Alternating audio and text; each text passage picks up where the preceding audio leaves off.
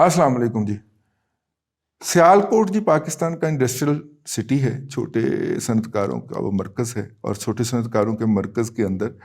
पाकिस्तान के अंदर सबसे ज़्यादा पर कैपिटा इनकम जो है वो सियालकोट के ज़िले के रहने वालों की। वहाँ से लेबर एक्सपोर्ट होती है और उस लेबर को मैनेजमेंट चाहिए होती है, और मैनेजमेंट हमारे पास, लेबर मैनेजमेंट हमारे पास है नहीं, और इस काम के लिए हम श्रीलंका से लोग लेके आते हैं। बांग्लादेश से भी लाए जा सकते थे, लेकिन बांग्लादेश और पाकिस्तान की हुकूमतें 71 में बांग्लादेश के अलग होने के बाद एक दूसरे की मुसलसल हॉस्टेज रही हैं, तो वो लेबर की आमद जामद वाले मसाइल नहीं, वो तल्लुकात नहीं हो सके। श्रीलंका जो है वो हाई एंड के ऊपर है, और वहाँ के नौजवानों को हम यहाँ पे ला के तो उनसे काम लेते हैं। एक वाक़या हुआ जिसमें इब्तदाई जो मालूमात इकट्ठी हुई हैं उनके मुताबिक, जो हम तक वहाँ पे जर्नलिस्टों के ज़रिए पहुँची हैं, वो यही हैं कि वो श्रीलंका से आए हुए एक वो मैनेजर साहब थे, और वो मैनेजर साहब जो थे वो अपने सबॉर्डिनेट को डिसिप्लिन में आने की बात किया करते थे। देखें, डिसिप्लिन में कि जहाँ पे भी वायलेशन होगी मुल्क के लिए तबाही ही होगी, ठीक है, तो वो डिसिप्लिन में आने की बात किया करते थे। तो उन्होंने मौका जाना कि तुमने जो है वो तौहीन मज़हब की है, तौहीन इस्लाम की है, और फिर बेचारे को ना सिर्फ के मार मार दिया गया बल्कि उनकी लाश भी जला दी गई। पाकिस्तान के अंदर इस तरह के बहुत सारे वाक़यात होते रहे हैं, कहीं पे मज़हब के नाम पे, कहीं पे किसी और नाम से। इसलिए कुछ लोगों ने इसको मौका गनीमत जाना कि फौरी तौर पे उन्होंने अपने अपने कीबोर्ड सीधे किए और मज़हब के ख़िलाफ़ भौंकना शुरू कर दिया। मैं भौंकना ही कहूँगा, क्योंकि इसका मज़हब से कोई ताल्लुक़ नहीं था। मुझे याद है, मैं आपको पहले भी अपने एक व्लॉग में वाक़या सुना चुका हूँ। हमारे लाहौर के एक जर्नलिस्ट होते थे, राशिद भट्ट साहब। एक दिन जर्नलिस्टों ने प्रोग्राम बनाया कि वो मरी चलते हैं। यहाँ से वैगन ली गई, वैगन लेके जब वो मरी रोड पे चढ़े उल्टी तरफ से पहुँचे, पूरा रात का सफ़र करके सुबह मॉर्निंग में पहुँचे, तो वहाँ पे वो माल रोड पे जब नो एंट्री वाली जगह से चढ़ने की उन्होंने कोशिश की, आगे एक पुलिस वाले ने रोक लिया। तो राशिद भट्ट साहब जो कि अगली सीट पे विराजमान थे, फौत हो गए हुए, वो उतरे, तो उन्होंने उतर के ही कहा कि ओए, तुमने कायद आज़म को गाली दी है। अब वो जनाब पुलिस वाला आगे आगे, ट्रैफिक पुलिस वाला बेचारा, और जर्नलिस्ट और मकामी लोग भी इकट्ठे हो गए, और वो उसके पीछे पीछे। आखिर में मामला इस तरह निपटा कि वहाँ से एक नायब तहसीलदार मरी के गुजर रहे थे, उन्होंने तमाम जर्नलिस्टों को और उनकी वैगन को साथ लिया, अपने ऑफिस में लेके गए, एक अच्छा किस्म का समचुस किस्म का उनको ब्रेकफास्ट करवाया, और कहा कि जनाब माफ़ी दे दो। ठीक, ये वाक़या हम शुगलन सुनाया करते थे अपने दोस्तों को कि यार ये हमारे दोस्तों ने भी क्या क्या हरकतें कर रखी हैं, लेकिन ये जो सानिया हुआ है सियालकोट के अंदर, इसने तो मुझे ज़ाती तौर पे अंदर से हिला के रख दिया। पाकिस्तान के ऊपर पहले ही FATF के ग्रे लिस्ट की बात कर लें, कहीं पे कोई अच्छी बात नहीं होती पाकिस्तान लोगों के बारे में। पाकिस्तान और पाकिस्तान को के बारे में बकवासियात करने के हवाले से जो इब्तदा है वो 5वीं पुश्त की दोगली अबलागी जंग के डॉगीज़ ने की थी, और अंदरूने और बैरूने मुल्क की थी, और वो अभी तक कंटिन्यू कर रही है। ठीक है, इसके बावजूद कि उनकी हुकूमत आ गई, उन्हें 42-41 माह हो गए हुकूमत करते हुए, लेकिन इसके बावजूद वो बकवास है कि रुकने का नाम नहीं ले रही। और गैरों को क्या ज़रूरत है कि वो हमारी जो है सफाइयाँ पेश करते फिरे, जब हमारे ही बहुत बड़े अफराद जो हैं, जो बैरून मुल्क जाके गलती से कुछ मौसर और कुछ गैर मौसर जगहों पर मुतमक्कन हो गए हुए हैं, वहाँ पे वो जो हैं वो उन्होंने एक बना लिया हुआ है। अपनी तमाम असूदा या नासूदा ख्वाहिशात का ज़िम्मेदार जो है वो पाकिस्तान को ठहराते हैं, और पाकिस्तान में जो लोग हुकूमत कर रहे होते हैं उनको ठहराते हैं। लेकिन अक्लमंद वो बड़े हैं कि अगर हुकूमत करने वाले के हाथ में बंदूक हो तो फ़ौरन उसके सामने हो जाते हैं, और जो बेचारा आगे से कुछ ना कर सकता हो उसकी मदर सिस्टर वन कर देते हैं। तो खैर, ये जो साहब हैं, इनको पहले वाक़या आप सुन ही चुके होंगे, क्या बयान करना, दिल ख़राब होता है। लेकिन ये जो रवैये हैं, ये ना तो किसी मज़हब से फूटे हैं और ना किसी और आइडियालॉजी से फूटे हैं, ये सदियों से जो है ये इस खित्ते के अंदर रहे हैं। लिंचिंग का रवैया रहा है, लेकिन इसको इतना सोसाइटी ने उभरने नहीं दिया। लेकिन कुछ अरसे से पाकिस्तान और इंडिया के अंदर ये रवैये बराबर की बुनियाद के ऊपर उभरे हैं। मतलब कि वहाँ पे अगर आप देखे हों तो वो एक जगह के ऊपर एक सिक्योरिटी एहलकार उन्होंने मार दिया मार के, और सिक्योरिटी एहलकार ने कान कुन 12 फड़का दिए, اب میرا مطلب ہے چلیں آپ کہہ سکتے ہیں کہ وہ اتنا بڑا ملک ہے تو وہاں پہ اس طرح کی حرکت تو ہو سکتی ہے، لیکن جس طرح انسٹیٹیوشنلی گینگ اپ کر کے دوسروں کو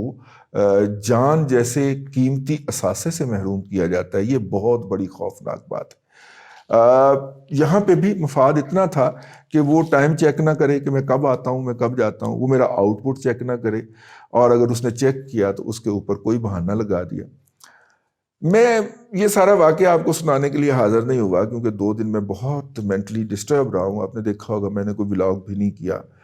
اور جو میرے پچھلے والے ولاگ ارلیئر ریکارڈ میں کروا دیتا ہوں وہی اپلوڈ ہوئے ہیں۔ تو میں اس کا جائزہ لیتا رہا کہ یہ کون لوگ ہیں۔ جیسے یہ واقعہ ہو گیا، سب سے پہلے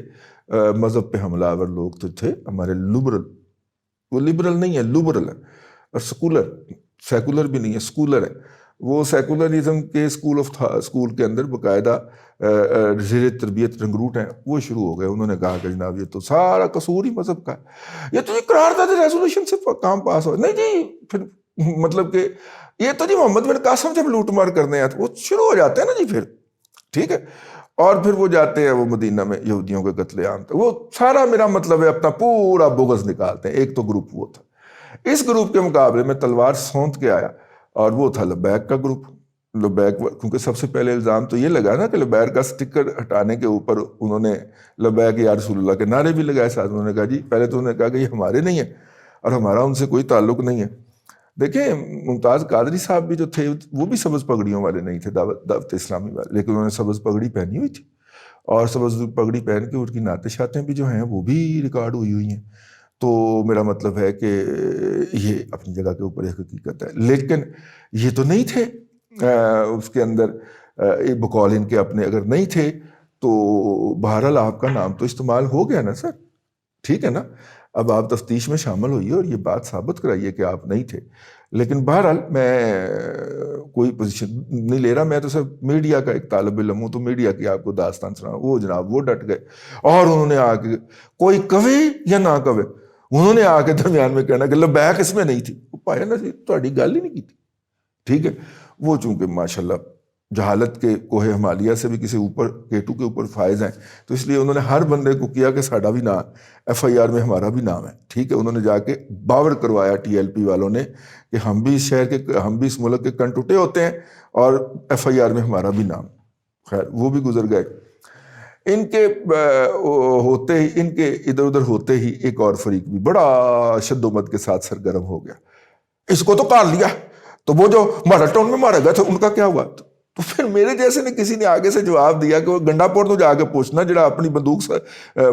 چاند ماری دے اس پر بڑا فخر کرتا ہے اور کہتا کہ میں تو اتنی گولیاں، اتنی ایکوریسی چلاتا تھا اور فوج کے اندر مجھے یہ ایوارڈ دیا گیا تھا، تو اس کو جا کے پوچھنا